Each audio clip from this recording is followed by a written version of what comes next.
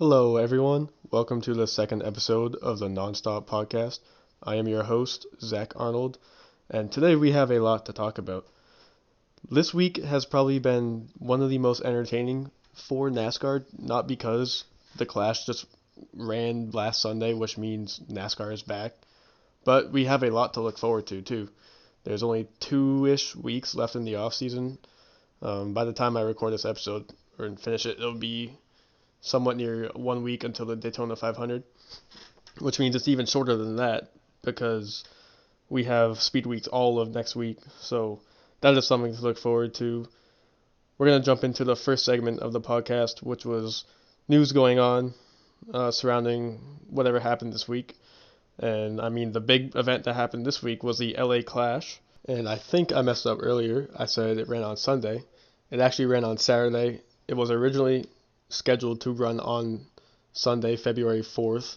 However, Los Angeles brought bad luck to NASCAR. As crazy as it sounds, I know, rain in NASCAR. Rain followed the track. It was going to pour all week after the 4th, 5th, 6th of February. So NASCAR decided to move up a race, which was very interesting. We have never seen NASCAR move a race date officially 24 hours prior to when it was scheduled to begin. So with this, they got rid of the heat races. There was the Mexico Series race was supposed to run before the official LA Clash. That ran after the LA Clash because they wanted to prioritize the more important event. I honestly was fine with NASCAR making this move. I mean, I didn't have anything to do on Saturday or Sunday, so I was going to watch the Clash no matter what. I do feel bad for the fans that bought tickets to Sunday and were unable to make it on Saturday because of the sudden change. However, NASCAR did pay back, reimburse all those fans that bought tickets, and on Saturday, entry was free to the Clash, which I thought was a great move by NASCAR.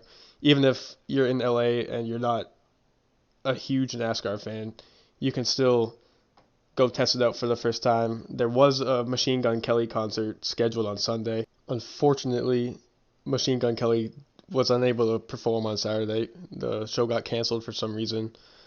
And for those fans that went to the race because of the Machine Gun Kelly concert, I do feel bad for. However, it still worked out for NASCAR. I mean, you got a new fan in the stands, new eyes on the sport. So I think it worked out within all the sudden changes. There was, I mean, it was a crapshoot. You've never seen NASCAR change a race 24 hours to the date. Anytime there's rain near a racetrack, it seems like it's going to downpour. Rain in NASCAR is the most probable thing you could ever see. I've been to several NASCAR races where it just rained. But NASCAR, I do see a lot of fans complain about what NASCAR should do to rain. There are rain tires, but they're still being tested in the works. So as of now, there's no official answer to rain on NASCAR tracks. So they're just going to have to make the best with what they can do. I don't think they're going to cancel or they're going to move up a date 24 hours for the rest of the season. Luckily, this was just the LA Clash. It wasn't an official points race. I don't think you can move up a race 24 hours. But I do think NASCAR made the best decision for the LA Clash because after the LA Clash, everything was done. It started to rain. And I saw a bunch of videos and photos of how much this rain came down on the track. NASCAR, the teams could have been there for 1, 2, 3 more days after February 4th, which was when the race was originally scheduled, because of rain. And there is an issue with this because right after the Clash, all these NASCAR haulers, all these teams have to start working on the Daytona cars. I mean, I'm sure they've been working on them, but they need to get back to the shop, make new changes to whatever car they're running. Some NASCAR officials need to make their way down to Daytona to get ready for Daytona 500 weekend. So NASCAR, I think they did make the right decision. All the drivers were very pleased with NASCAR. I know Chase Elliott, Kyle Larson all talked on the situation, and they were very proud of the decision that NASCAR made. Heading on into the actual events of the LA Clash weekend, with no heat races, NASCAR switched the format of the LA Clash. There was a practice session before the official race. Whoever made the race, the top 22 fastest cars in practice and qualifying, were able to move on to make the main event. That was crazy. I mean, we saw some big names not make the race because their car was just not up to speed. It was very cutthroat. There were multiple practice sessions. There were qualifying sessions. I think it was 8 cars on the track at a time, and yeah, we saw some big names not make the race. Austin Dillon, he was very strong here the last 3 years we've ran here, or 2 years. We saw Christopher Bell not make the race. In practice, he was a top 5 car. He heads out for qualifying. There's no speed. And you would expect Christopher Bell to make the race because the 23rd driver gets to make it based off performance from last season and the driver points. And Ryan Blaney, the champion, did not make the top 22 either. So Ryan Blaney got the provisional. He was the 23rd car, started last in the LA Clash. Josh Williams was a story throughout qualifying. It was his first. I mean, not he ran some races with Live Fast a few years ago, but Josh Williams ran decent in his qualifying run. It just he happened to be in the first group. There were still so many cars to qualify after him. Therefore, he had to sit and watch qualifying. His name was just dropping on the leaderboards. By the end of qualifying, by the last session, he was on the bubble. He almost made the race. Unfortunately for him, he did not. I think he finished 24th when you needed to be 22 or higher. So it was unfortunate for Josh Williams and Colleague Racing as a whole. Colleague Racing did not get any cars in the LA Clash. Chris Rice, one of the owners of Colleague Racing, was not fond with NASCAR's decision. Obviously, if your cars aren't going to make the race, you're not going to like the decision no matter what. However, there are some good stories that came out of it. One of those good stories being qualifying as a whole. I think qualifying really woke the drivers up. Like, the season's here. If you're not fast, you're not making the race. I really enjoyed watching qualifying. It was like you're either going to be in or you're not. I mean, that's what it was. And it was really entertaining to see. These cars didn't have much time to get up to speed. I forget how long the qualifying sessions were. But if you weren't able to get your tires warm and lay down the fast lap, you were not making the race. So sometimes it could feel like a 50-50 for some drivers. You knew some drivers that are always up front were going to make the race. But then there was some, like Christopher Bell, who didn't. So it was I said cutthroat earlier, it was a very cutthroat style of qualifying. Another good story from this sudden change of having a qualifying session instead of heat races was Brad Keselowski finally made an LA Clash. In the last couple years we've ran at this race, RFK Racing has never put one of their cars in the main event. Keselowski was able to do that this year by being one of the fastest cars. His teammate Chris Buescher did not make the race, which was another surprising miss. Buescher was one of the fastest cars in 2023, just could not get up to speed. You're not in the race. He was sent home early. The main event of the Clash, I think, was one of the best, or it was the best LA Clash that we have had. It was not a wreck fest like we saw last year. There was great short track racing, stuff you expect to see at short tracks. Denny Hamlin won the pole, so he started first. He led, I forget how many laps, but it was a decent amount of laps in the first half of the race. He ended up catching lap traffic, and when you catch lap traffic at the Clash, you're going to fall back. This allowed the rest of the drivers in the top 5 to catch up. There was a good battle for the lead. By then, it was almost halfway in the race. The first half of the race took 18 minutes. That's very short. The first caution of the race, I think, was a couple laps before lap 75, which was the halfway point. So that shakes things up. There was like a quick 3 or 4 lap dash to the end of the break, or the end of the first half. The break eventually came. There was no concert, so I'm not sure what they did at the track. We just saw a bunch of replays on TV, talked about what was going on. The second half of the race is where things got interesting. We saw Ty Gibbs take the lead from his teammate Denny Hamlin.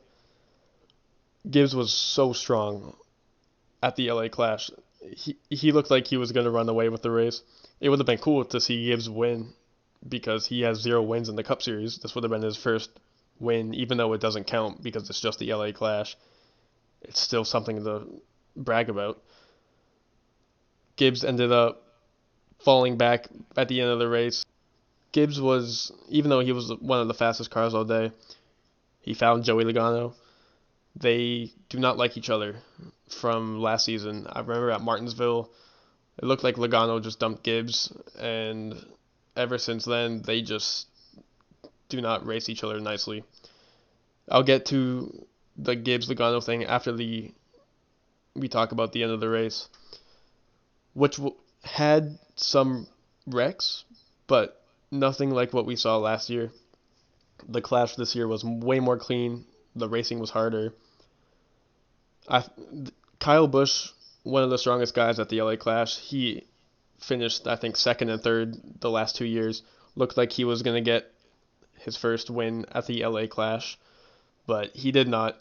Denny Hamlin walked away with the win. The race went by so fast just because you have the 150-lap race at a quarter-mile track. The first half took 18 minutes. I don't know how long the second half was, but it couldn't have been that much longer than 18 minutes.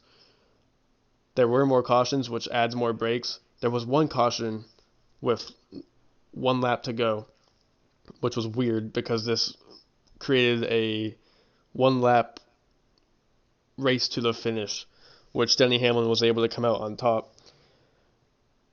I think it was very fitting that Denny Hamlin won the Clash. You know, the Netflix star of the Netflix show, wins in LA or Hollywood.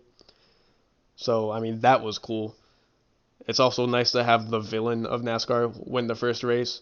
And of course, when Denny got out of the car, he has to say in the post-race interview with Jamie Little, "I beat your favorite driver."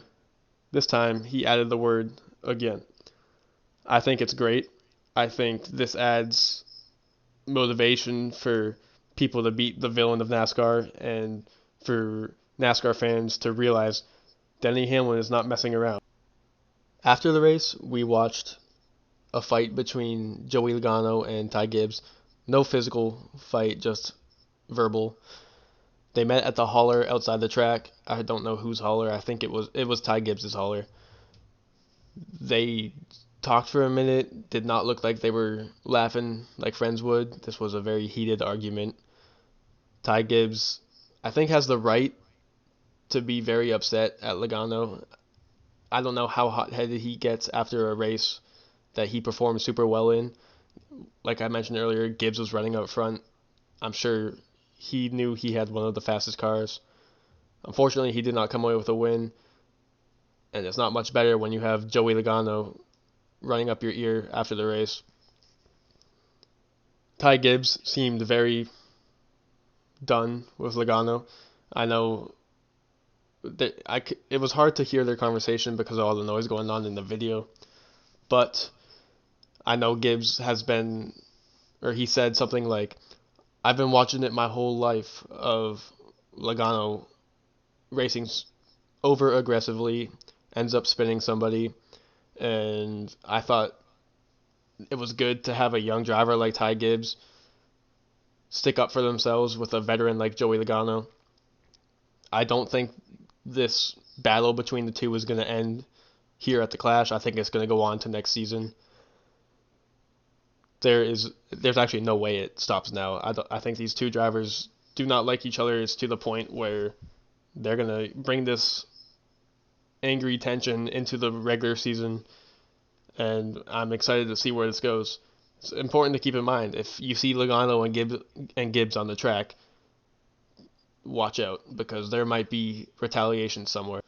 With all that, we're going to start talking about the upcoming event in the NASCAR schedule, which is Speed Weeks and the Daytona 500 weekend. which begins on February, or what the Daytona 500 is February 18th. Speed Weeks begins on the Wednesday of that week with qualifying.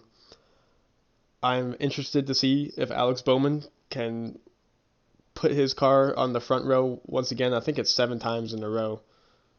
Bowman has started at least second or higher in the Daytona 500. That's a crazy stat. It's exciting to see if he's going to capture it again because Bowman was not that fast in 2023.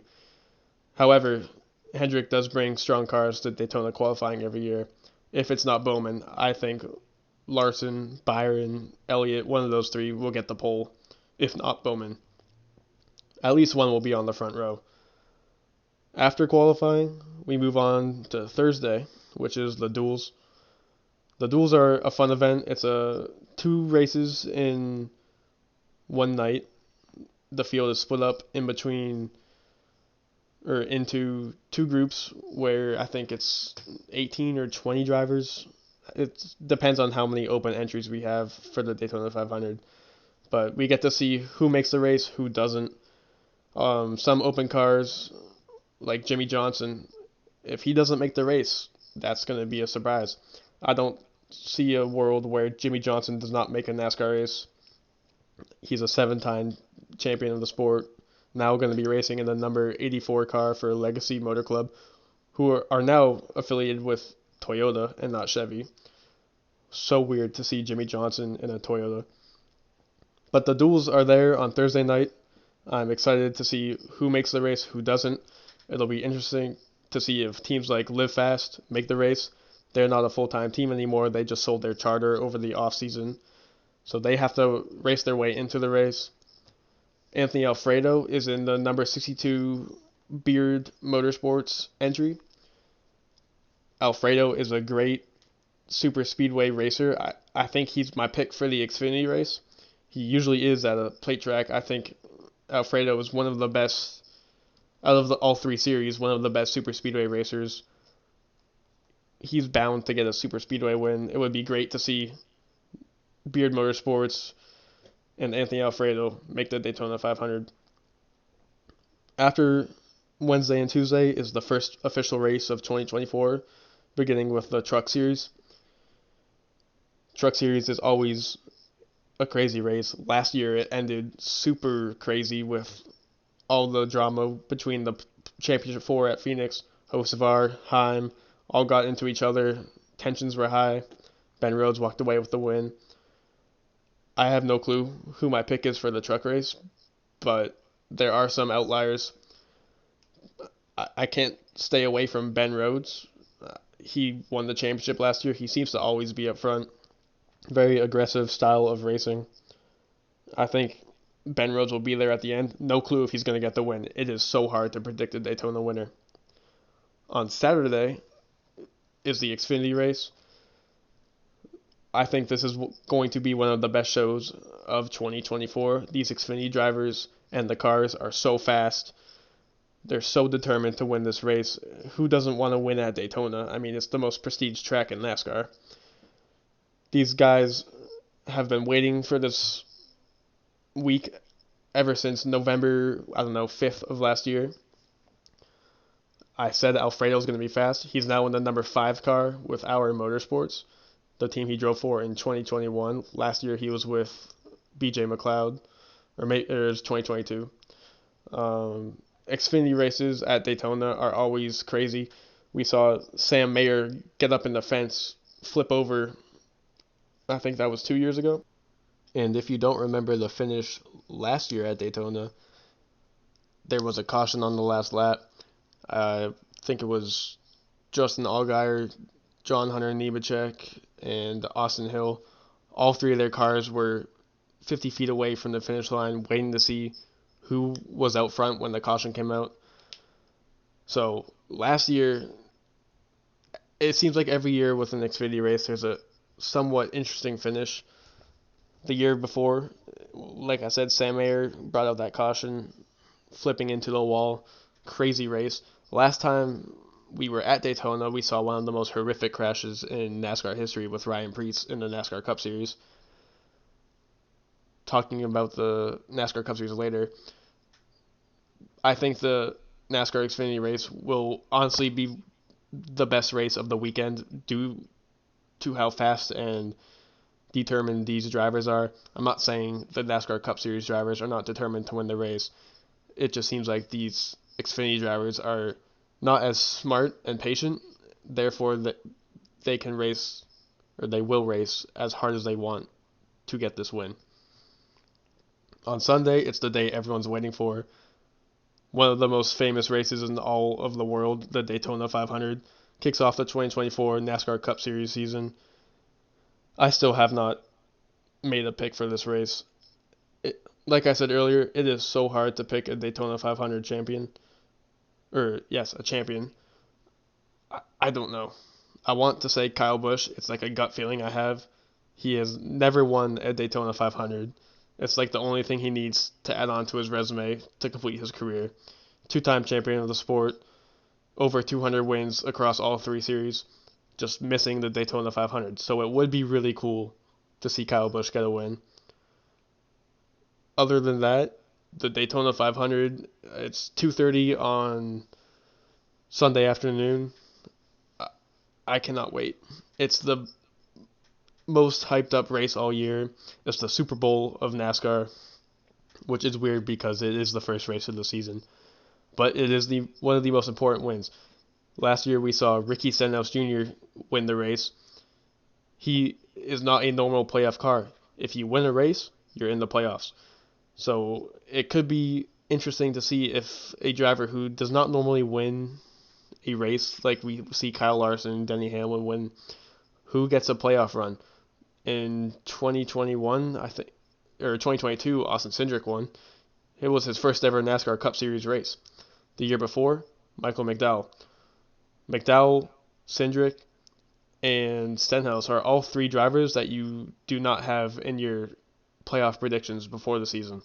So I am interested to see what driver will win. Obviously, it's the biggest race of the year. Races like these are circled on the calendar for smaller funded teams to push in for the playoffs.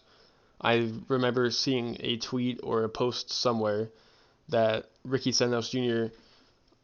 already made was on track to make way more money for his race team simply because he won the Daytona 500. If you can win this Daytona 500 as a smaller funded team, it can be super beneficial for the future of your race team. So that is another thing that when you look at plate races like Talladega and Daytona, these smaller teams are not going to let up. They want this win as much as anyone else does. Watch out for an underdog winner. Other than that, I think we've covered everything.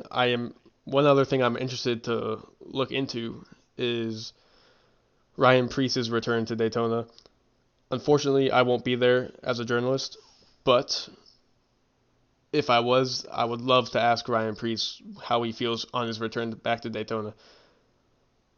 That flip he had last year in the 2023 Coke 400, probably the scariest wreck I've ever seen. Multiple flips in the air at 200 miles an hour, not something you want to see. I don't know how he feels going back to Daytona. I'm sure someone will ask him. Cannot wait to see what he says. But yeah, I think we've covered everything. To end off the episode, I'll share about a time I watched the President of the United States fly into the famed Daytona International Speedway.